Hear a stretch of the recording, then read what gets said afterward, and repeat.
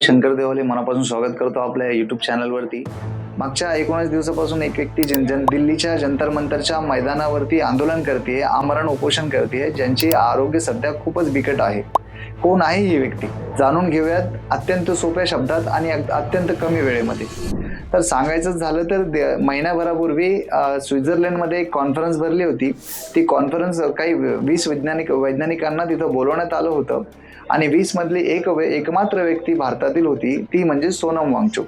असं एक प्रसिद्ध व्यक्तिमत्व किंवा सोनम वांगचुक यांच्याबद्दल जर बोलायचं झालं अजून, सेल्कॉम म्हणून त्यांची एक शिक्षण संस्था आहे, ज्यामध्ये जी विद्यार्थी नापास झालेले असतात तशा नापास झालेल्या विद्यार्थ्यांना एकत्र करून त्यांना प्रॅक्टिकल एज्युकेशन देऊन त्यांना शिक्षणाच्या प्रवाहात कसं आणता येईल किंवा त्यांना पुढे कसं नेता येईल असं एक मूलभूत शिक्षणाशी संबंधित त्यांची एक संस्था एक चांगलं काम लद्दाख या ठिकाणी करते. त्याचबरोबर आईस्कूप म्हणून त्यांनी एक जे काही प्रयोग लद्दाखमध्ये केला, त्या प्रयोगाला जगातल्या सगळ्यांनी ॲप्रिशिएट केलं. असं एक प्रयोग म्हणजे जेव्हा पाऊस पडत असतो, जेव्हा नद्या प्रवाहित असतात, त्यावेळेला जे पाणी असतं ते लद्दाखच्या ठिकाणचं टेम्परेचर -30-35 असतं आणि तेव्हा हे पाणी एका ठिकाणी पाईपच्या माध्यमातून जमा करून त्याला बर्फामध्ये कन्वर्ट करून जेव्हा उन्हाळ्यामध्ये पाणी नसतं तेव्हा त्या पाण्याचा वापर करून शेती करण्यासाठी कसं करता येईल असा तो प्रयोग त्यांनी आईस्कूप म्हणून त्यांनी केलेला प्रचलित आहे. त्याच्याही पुढे जाऊन जर सोनम वांगचुक कोण आहे जर सांगायचं झालं तर 3 इडियट्समध्ये आमिर खाननं जी रॅन्चोची भूमिका केली म्हणजे फुन्सुक वांगडूची, ती भूमिका सोनम वांगचुक यांच्यावरच आधारित आहे असं म्हणायला काही हरकत नाही. असं एक व्यक्तिमत्व जे भारतामध्ये आहे, ज्याला आपण आपलं नशीब समजायला पाहिजे आणि ज्याचं समर्थन आपण करायला पाहिजे. अशी एक सामाजिक व्यक्ती, एक पर्यावरणवादी व्यक्ती दिल्लीच्या जंतर मंतरच्या मैदानावरती आंदोलन करते, आमरण उपोषण करते, ज्यांचं वय 59 वर्ष असून अशा व्यक्तीनं का आंदोलन करावं ही आपल्या सगळ्यांसाठी एक कुतूहलाची गोष्ट आहे. तर 3 मे 2026 रोजी संपूर्ण भारतातल्या 12वीच्या विद्यार्थ्यांची एक नीटची एक्झाम झाली.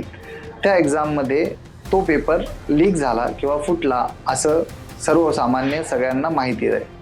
ही एक्झाम परत एकदा 21 जून 2026ला घेण्यात आली, परंतु जेव्हा ही एक्झाम पहिली झाली होती 3 मे 2026 रोजी, तेव्हा त्याला 22 लाख प्लस विद्यार्थी बसले होते आणि जेव्हा सेकंड किंवा रिनीट देण्यात आली तेव्हा त्याच्यामध्ये 20 लाख विद्यार्थ्यांनी ती एक्झाम दिली.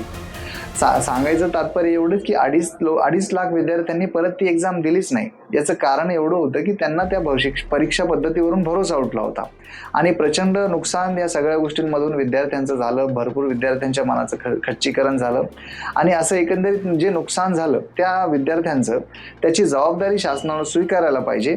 नैतिकदृष्ट्या केंद्रीय शिक्षण मंत्री धर्मेंद्र प्रधान यांनी आपल्या पदाचा राजीनामा द्यायला पाहिजे अशी रास्त मागणी सोनम वांगचुक हे करतायत आणि याचबरोबर त्यांच्या आणखीनही काही मागण्या आहेत. या मागण्यांसाठी किंवा या गोष्टीसाठी जे आंदोलन जंतर मंतरच्या मैदानावरती चालू आहे, त्या आंदोलनाला भरपूर लोकांचा पाठिंबा मिळाला असून सिने अभिनेते असतील, काही कलाकार असतील, राजकीय पक्ष असतील, काही संस्था असतील, यांनी आपला पाठिंबा दर्शवलेला आहे.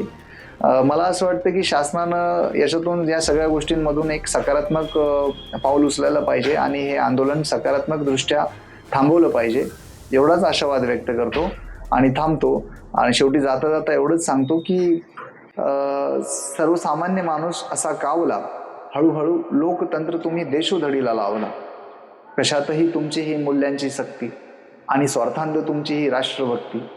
आश्वासनाच्या डागण्यात येऊ नका रे, आता तरी थांबा, सहनशीलतेच्या चाचण्या घेऊ नका रे. धन्यवाद.